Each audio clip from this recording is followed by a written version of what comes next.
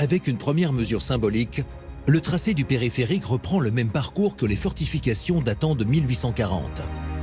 Une muraille qui fait le tour de la capitale. Elle est faite pour protéger Paris de ses assaillants.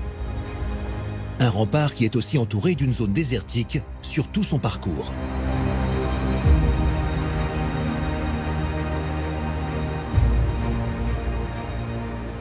Vous voulez avoir un espace libre qui oblige l'armée qui attaquerait Paris à se mettre à découvert sur à peu près 300 mètres pour pouvoir lui tirer dessus facilement. La zone, comme elle est appelée, est donc un espace idéal pour y construire le futur périphérique. On détruit donc les fortifications et on démarre les travaux en 1956 par la partie sud, avec tout du long une idée directrice forte. Pour permettre un écoulement fluide du trafic, on a intérêt à limiter les montées et les descentes trop accentuées. Il a donc été décidé de limiter les déclivités à 5%. Des camions géants évacuent les déblais lorsque le relief est trop fort. Mais un premier obstacle se dresse à l'ouest de la ville. C'est l'ancien stade du club de foot de Paris. Le tracé passe à cet endroit. On ne peut pas faire autrement car il est extrêmement difficile de construire une route au cœur de la capitale. Les terrains sont difficiles à trouver, les espaces sont de plus en plus contraints, et puis il y avait la proximité des immeubles d'habitation. Il faut assurément détruire l'enceinte pour imposer le périphérique à cet endroit. Mais la ville veut aussi garder son stade populaire dans la capitale. Alors comment concilier les deux? Finalement, les concepteurs vont avoir une approche totalement radicale. Ils vont décider de construire ensemble le périphérique et le stade du Parc des Princes. Bâtir des structures communes.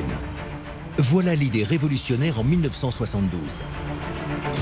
Roger Taillibert, architecte spécialisé dans les grandes enceintes sportives, adopte cette nouvelle approche. Le périphérique et le Parc des Princes ne doivent plus faire qu'un. Mais avant tout, il faut détruire le stade, ce qui prend plusieurs mois. Il faut cisailler les armatures, les anciennes armatures, les aciers, et puis en même temps grignoter le béton. Dès l'instant où le stade n'est plus, la construction de la nouvelle route peut démarrer. On creuse une tranchée, un énorme sillon dans lequel vont s'engouffrer 2 fois 4 voies de circulation. Le tunnel fait 580 mètres de longueur pour une trentaine de largeur. 6 mètres de hauteur sont nécessaires pour laisser passer les plus gros camions. En plein milieu de l'ouvrage, un mur pour séparer les 2 voies de circulation. Mais il cache aussi des piliers massifs en béton qui vont supporter le poids du stade.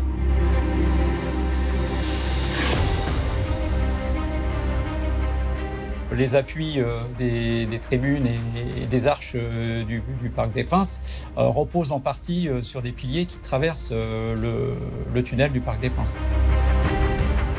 Des piliers dissimulés avec les parois du tunnel. Ils sont essentiels pour la cohérence de la structure. Ils permettent de faire reposer ces immenses arches qui sont la signature du stade. Il y en a 50, chacune pesant 25 tonnes. Le résultat impressionne.